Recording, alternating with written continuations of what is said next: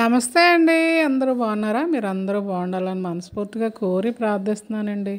మేము కూడా బాగున్నాము. భాగ్యం అంటే ముచ్చట్లకి స్వాగతం. నా సబ్స్క్రైబర్స్‌కి అలాగే నా వీడియో చూస్తున్న ప్రతి ఒక్కరికి నా హృదయపూర్వక ధన్యవాదాలండి. నా వీడియో ఆన్ చేయగానే ఒక్క లైక్ చేయండి ప్లీజ్. అలాగే కొత్త వాళ్ళు ఎవరైనా చూస్తే సబ్స్క్రైబ్ చేసుకోండి. మీకు నచ్చితే మీ వాళ్ళకి షేర్ చేయండి.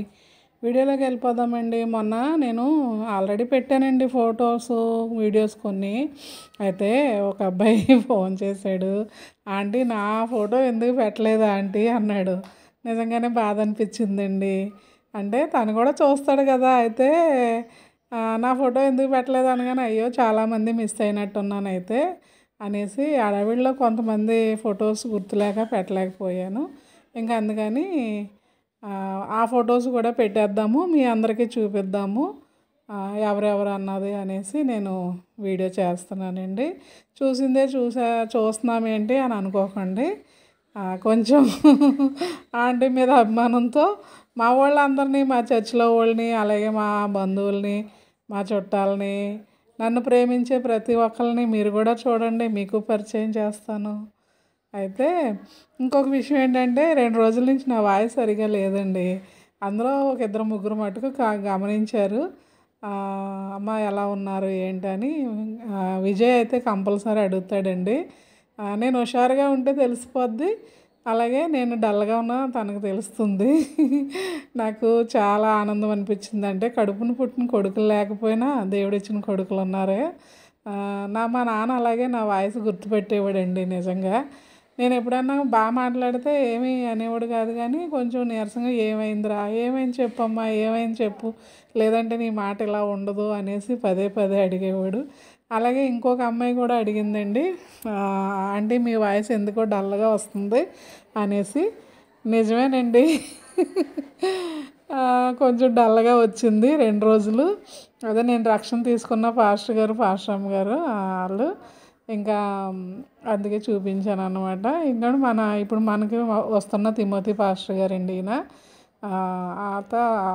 ఆయన కేక్ కోయించారు కదా, మీకు ఆల్రెడీ ఇంతకు ముందు పెట్టాను. ప్రసాద్ పాట పాడారు, చాలా విషయాలే మీకు చెప్పాను ఆ రోజే వీడియోలో. అయినా మళ్ళీ ఒకసారి మనల్ని అందరినీ, అంటే మన ఇంటికి వచ్చిన ప్రతి ఒక్కరిని గుర్తు చేస్తున్నాను.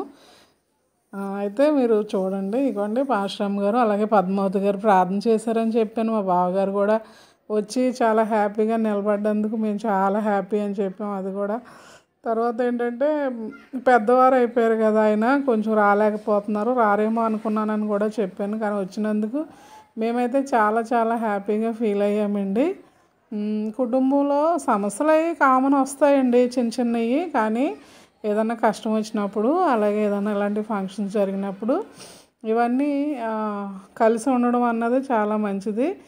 అలాగా అంటే సమస్యలు అంటున్నారు ఏంటి అని అనుకోవద్దు. అంటే చిన్న చిన్ని సమస్యలు ప్రతి కుటుంబంలో ఉంటాయి, కానీ కలవాలన్న ఉద్దేశంతో చెప్తున్నాను. ఏదో మా కుటుంబంలో ఏదో సమస్య వచ్చిందని కాదు. పాస్టర్ గారేనండి ఇక్కడ. అలాగా అంటే మా చిన్నోడండి, వీడి గురించి చెప్పాలి అసలు మెయిన్. వీడు ఇంతకుముందు ఎక్కడికి వెళ్ళేవాడు కాదండి, అంటే ఏ ఫంక్షన్స్కి అటెండ్ అయ్యేవాడు కాదు. అయితే మాకు కూడా కొంచెం బాధ అనిపించేది. అంటే ఫంక్షన్స్కి అటెండ్ అయినప్పుడు అందరూ వస్తుంటుంటేనే కొంచెం కళగా ఉంటుందండి. దాంట్లో ఎవరు మిస్ అయినా ఎందుకు రాలేదు అన్న ఫీలింగ్ ఉంటుంది. అయితే ఆడు ఎక్కడికి వచ్చేవాడు కాదు. మా సంతోషి బాగా రఫ్ అండ్ రైట్ ఇచ్చిందంట. ఎంతసేపు నీ భార్య వైపు వాళ్ళకే కానీ మా వైపు వాళ్ళకి నువ్వు రావేట్రా అది ఇది అని చెప్పి తిట్టిందంట. మా సంతోషి అంటే మా బావగారు వాళ్ళ అమ్మాయి అండి. మరి చెల్లెళ్ళకి బాధ అనిపిస్తుందండి అన్నయ్యలు రాకపోతే. ఆ బాధ కొలది మాట్లాడి ఉంటుంది. అయితే వాళ్ళు కూడా గ్రహించాలి మగపిల్లలు. నేను ఆడొక్కడికే చెప్పట్లేదు, ప్రతి మగపిల్లలకి చెప్తున్నాను. ఏంటంటే అన్ని ఫంక్షన్స్, అటు అత్తవారి వైపుకి, ఇటు అమ్మగారి వైపు, నాన్నల వైపు అందరూ ఫంక్షన్స్కి అటెండ్ అవ్వాలండి. అది ఏంటంటే వాళ్ళు అటెండ్ అవ్వకపోవడం వల్ల వాళ్ళు భార్యలను తిడతారు. వాళ్ళు చేసేది తప్పేమి ఉండదు అసలు నిజంగా చెప్పాలంటే. భార్యలనే అంటారు. ఆ భార్యని ఆ మాట అనిపించడం ఎందుకు అని తెలుసుకోవాలి. అదండి మా చిన్నోడి గురించి చెప్పాను. ఇప్పుడు ఆడు కూడా అందరితోటి వస్తున్నాళ్ళండి. ఇగోండి ఇంకా సురేష్ వాళ్ళు, ప్రసాద్ వీళ్ళందరూ ఫొటోస్ దిగారు. వచ్చిన ప్రతి ఒక్కరిని కూడా నేను మళ్ళీ గుర్తుగా పెట్టానండి. మా ఆడపడుచు, తర్వాత జాజీ వాళ్ళు, ఇంకో దిలీప్ లాస్ట్లో వచ్చాడని చెప్పాను కదా, ఇంకా దిలీప్ కూడా వచ్చాడు, ఫోటో దిగాడు. ఇంకా దివ్య ఫ్రెండ్, వీళ్ళిద్దరూ చూడండి ఎలాగ ఆడుతున్నారో ఇక్కడ. నేను ఎందుకు చెప్తున్నానంటే, మనము ఏదన్నా పని చేసేటప్పుడు మన భార్యను ఒక మాట అనిపించకుండా ఉండాలంటే కొంచెం జ్ఞానంతో నడుచుకోవాలని చెప్తున్నాను. అందరికీనండి ఇది, నా వీడియో చూస్తున్న ప్రతి ఒక్కరు గ్రహించాలి అదన్నమాట. ఇంకా మొన్నాడు వచ్చినప్పుడు కూడా మొత్తం వాళ్ళ చెల్లెళ్ళు అందరూ చాలా హ్యాపీగా ఫీల్ అయ్యి ఫొటోస్ అయ్యి దిగారనమాట. అదే అంటే ప్రతి ఒక్కరికి ఏ ఒక్కరు రాకపోయినా చిన్న లోటులాగా అనిపిస్తుందండి ఫంక్షన్స్కి వెళ్ళినప్పుడు. ఏదో పని ఉండి మానేసాము అంటే పర్వాలేదు, ఆ పని కోసం పలానా పని ఉండి మానేసానురా, రాలేకపోయానురా అని తర్వాత ఎక్స్ప్లెయిన్ చేసుకోవచ్చు. మళ్ళీ ఒకవేళ పని ఉండి ఆ టైంలో వెళ్ళకపోయినా మరుసటి రోజన్నా వెళ్ళి వాళ్ళకి కనబడాల. ఇదే కాదండి, ఒకవేళ మనం బంధువులకే కాదు బయట వాళ్ళకన్నా సరే, అంటే వాళ్ళు అంత ప్రేమగా వచ్చి మనకు ఆహ్వానం ఇచ్చి చెప్పినప్పుడు మనము రెక్లెస్గా ఉండకూడదన్న ఉద్దేశం నాది, అది నేను చెప్తున్నాను మీకు.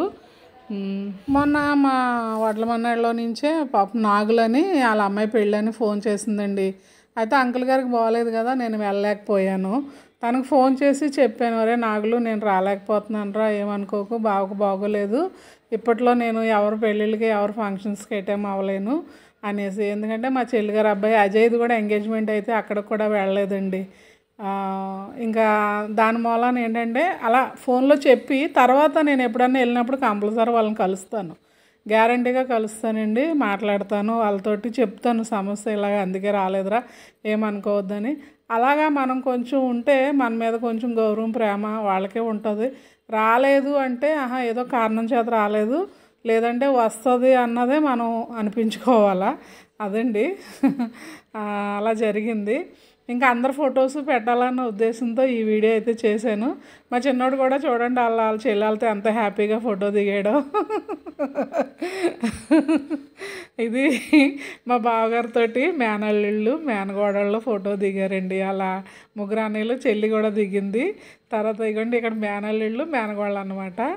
ఇంకా కూతుళ్ళు కూడా దిగారండి, తలారి వంశం అని నలుగురు.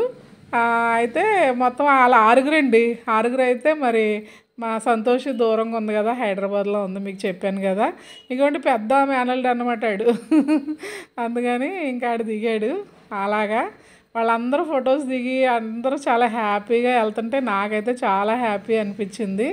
నిజంగా నా వాయిస్ గుర్తుపట్టి నేను డల్గా ఉన్నానా మంచిగా ఉన్నానా అని నన్ను పదే ఆరా తీసిన వాళ్ళందరికీ థ్యాంక్ యూ అండి. నా వీడియో చూస్తున్న ప్రతి ఒక్కరు కూడా నన్ను చాలా బాగా అభిమానిస్తున్నారు. ఈ వీడియో ఇంతేనండి, ఉంటాను, బాయ్.